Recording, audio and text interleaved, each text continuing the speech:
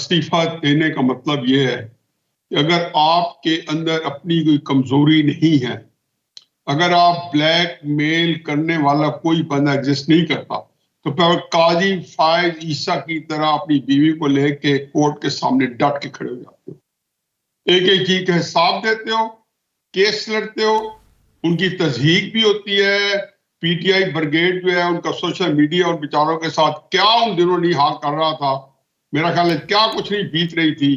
और ये सारी बातें इस मुल्क के अंदर हो रही थी। और फिर कसूर सिर्फ ये था कि फैजाबाद धरने केस में उसने कुछ ऐसे खुदाओं का नाम ले लिया था कि जो के जबान पे नहीं आने चाहिए थे और जिनके नाम आते सर जो है एहतराम से झुक जाने चाहिए थे। लेकिन ये क्राइसिस ये है कि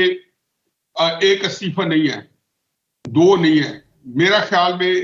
एक दो इस्तीफे और भी इंशाल्लाह आप देखेंगे 2-4 दिनों में आने वाले हैं। अच्छा, उसके अंदर देखें प्रॉब्लम क्या क्या हुआ है, कोई एक चीज तो हुई नहीं है। माने बोली के इजाजुल हसन साहब ने जो मेरे बड़ा अच्छा मेरे उनसे एक शनासाई है, लेकिन उन्होंने क्या क्या काम नहीं किया। मॉनिटरिंग जज, मैं कहता हूं कोई सलीके का जज होता सुप्रीम कोर्ट, क्योंकि आप ये मत भूलेंगे आप कोई सेशन जज की बात नहीं कर रहे, आप कोई सिविल जज की बात नहीं कर रहे, एडिशनल सेशन जज की बात नहीं कर रहे।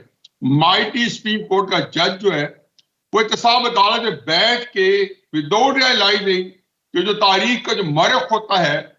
वो फैसला नहीं लिखता जो जस्टिस मुनीर लिख के गया है। मरख जो है अपने अंदाज में जस्टिस मुनीर हुसैन के फैसले का वही परखत तोड़ाएगा, या कभी कुछ जो जुल्फिकार भुट्टो साहब के बारे में कोई फैसला हो गया है तो उसकी आज का जो उसकी जिस तरीके से उसे कल पुर्जे उड़े जाएंगे, ये सारा मौरख ने बिल्कुल हकायक और सच पे लिखना है। इनके हाथों पे बहुत जुल्म हुआ है। सुप्रीम कोर्ट के हाथों साकिब निसार से शुरू हुआ है पूरे इस्तेकाम के साथ और एक मजबूती के साथ, और फिर गुलजार साहब जो तो बंदयाल साहब जो तो हुआ यहां तक पहुंचा है। ये बड़ी एक तकलीफ दे एक किस्म की कहानी है पाकिस्तान की। ये अभी मदर साहब जिक्र कर रहे थे जनाब पटेल साहब का, मदर साहब वजूद्दीन जब सईदुज़्ज़मान सिद्दीकी को मुशर्रफ साहब के पीसीओ में 1999 था या 2000 था, जब उनको हल्फ से रुका गया तो वजूद्दीन साहब ने असूली तौर पर हल्फ नहीं लिया था, हालांकि उसके बाद वो सईदुज़्ज़मान सिद्दीकी साहब के साथ के बाद 5 साल चीफ जस्टिस रह सकते थे। अब अल जहाद ट्रस्ट के अंदर सीनियरिटी का रूल तय हुआ, जो भी था उसके अंदर सुप्रीम कोर्ट की हद तक हम उसको फॉलो कर रहे हैं, हाई कोर्ट की हद तक फॉलो कर रहे हैं ये, लेकिन जो एलिवेशन ऑफ जजेस है उसके अंदर देखें कि मुनीब अख्तर साहब को 5वें नंबर से उठा के आपने सुप्रीम कोर्ट का जज बना दिया। बड़े कॉम्पिटेंट हो गए, वाकई में मैं तो उसमें दो राय नहीं दे रही, लेकिन आया आपने 4-5 जजेस को सुप्रीम कोर्ट के एक चीफ जस्टिस को, जो सिंध हाई कोर्ट के जो चीफ जस्टिस है उसको आपने किस तरीके से खुदा नहीं लगाया गया, तो ये सारे गैंग बन गया था। यही गैंग था। ये देखो ऑडियो लीक्स मेरी तो नहीं हुई,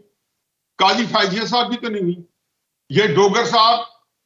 जो है ना आपने केस डोगर साहब का फलान जज पे लगवाना है, मेरे बारे में तो नहीं हुआ। उन्हें कहा मैं आ रहा हूं, तो नहीं कर देंगे, ये बात गलत है।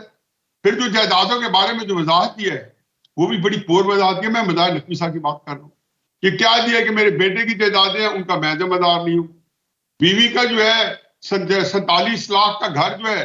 वो जाके पत्नी के 8 या 7 करोड़ में बेच दिया है, और पत्नी किस, अब क्या बंदा के इसके बाद बंदा उनके हक में कोई बोलने वाला हो तो मैं तो उसकी हकीकत है जुर्रत रंदाना को सलाम पेश करता हूं कि आज भी इनको कोई ना कोई बंदा इनके हक में कलमा खैर कह रहा है, अच्छी बात है, कोई बुरी बात नहीं है। लेकिन इतने बड़े बैगेज के साथ इतना बड़ा बैगेज आपके सामने आ जाए, अब आपको गुंजाइश क्या रह सकती है। ये बिल्कुल एक बात बिल्कुल सामने थी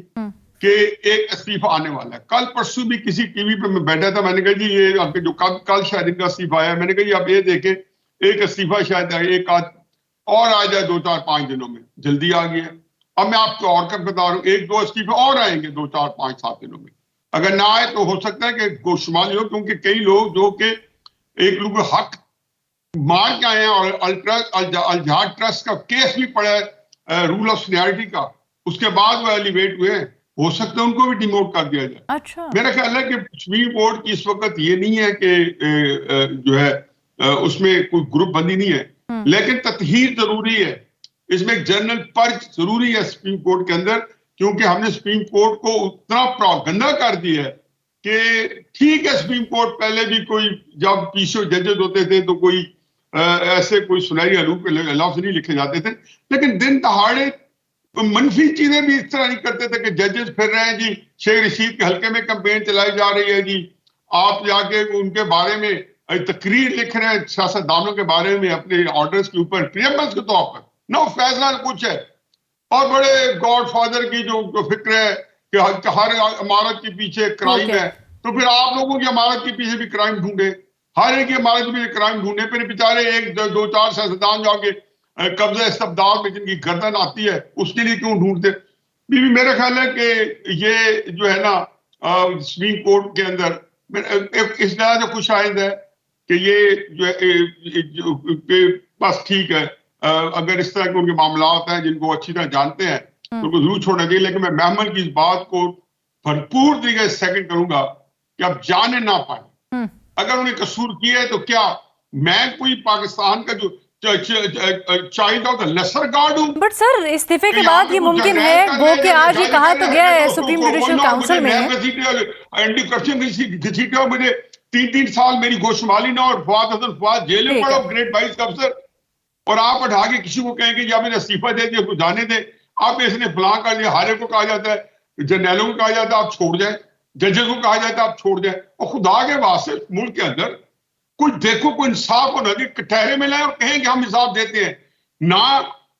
इमरान खान साहब हिसाब देता है, लोगों से हिसाब लेने वाले बंदे, ना कोई और देता है, कहते हैं जी हमारा हिसाब ना लो, उनका हिसाब लो, हमने किया उन्होंने किया। बहरहाल मेरा ख्याल है कि खस कम जहां पाक है,